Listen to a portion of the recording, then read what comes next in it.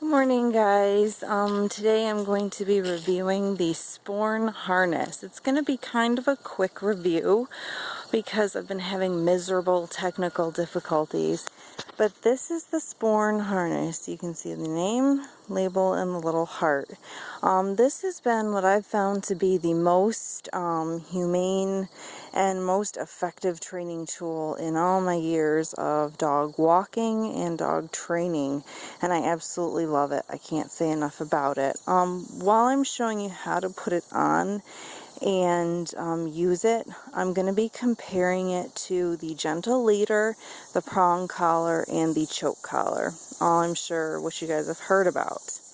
The Gentle Leader is a harness that goes cross-body and touches each shoulder on your dog, and we all know that nasty looking prong collar, and we do know the choke collar.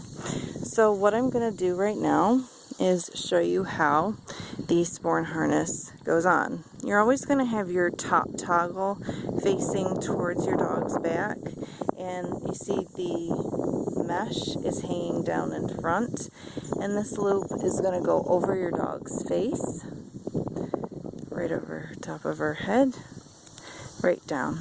And she's got all of her leash and collar apparatus on, so I'm just going to thread that through, show you how easy this is to put on. The reason why I had to choose this over the Gentle Leader first off was because she came to me with multiple fractures. I wanted the Gentle Leader, but it puts pressure on the shoulder area and then lifts the dog up as a discouragement for pulling. And I was like, well, what am I going to do? So I went to a PetSmart and I spoke with someone, and they said, well, we have this Sporn harness that actually does the same action. It lifts up without putting pressure on the shoulders, and it can be worn 24 hours a day. Whereas the Gentle Leader you have to take off, and what's cool about the Sporn harness is that you don't have to keep readjusting it. You can just walk, whereas the Gentle Leader, you actually have to keep readjusting it while you walk. So what I'm going to do, it might get a little trippy. This is how you put a foot through. You just pop it through. That's simple. And these little pads go under, so there's no like chafing on their little armpits.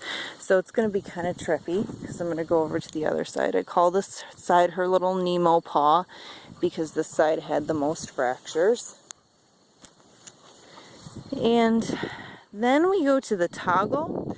I can do this with literally 2 fingers. Put 1 finger in the top, push the little heart down, and then push the toggle clasp down.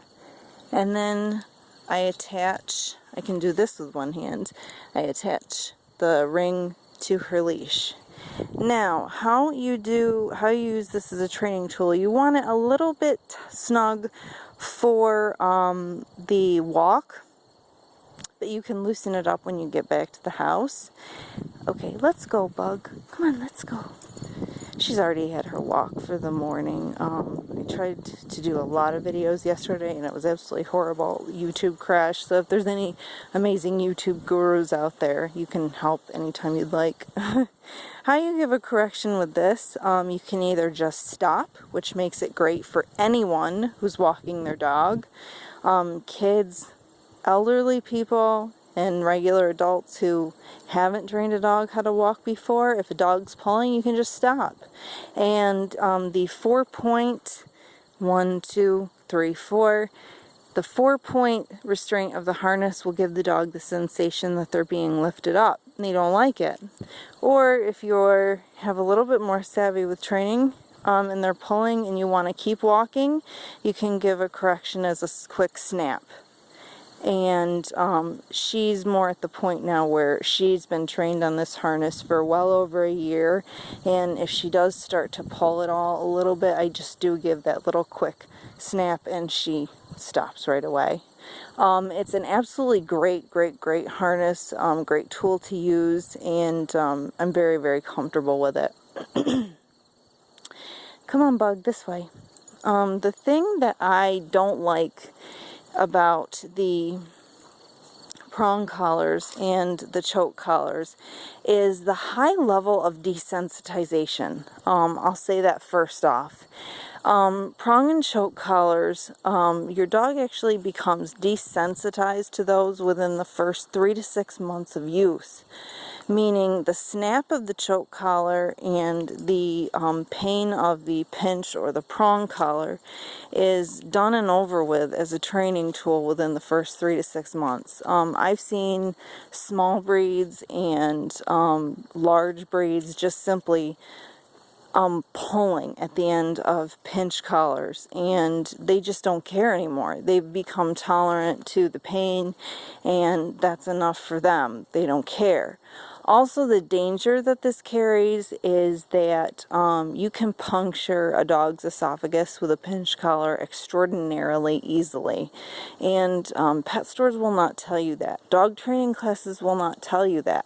Vets will tell you that because they have seen it. They've done the surgery. A good, conscientious vet will tell you that because they've had to do the surgery to take care of that problem.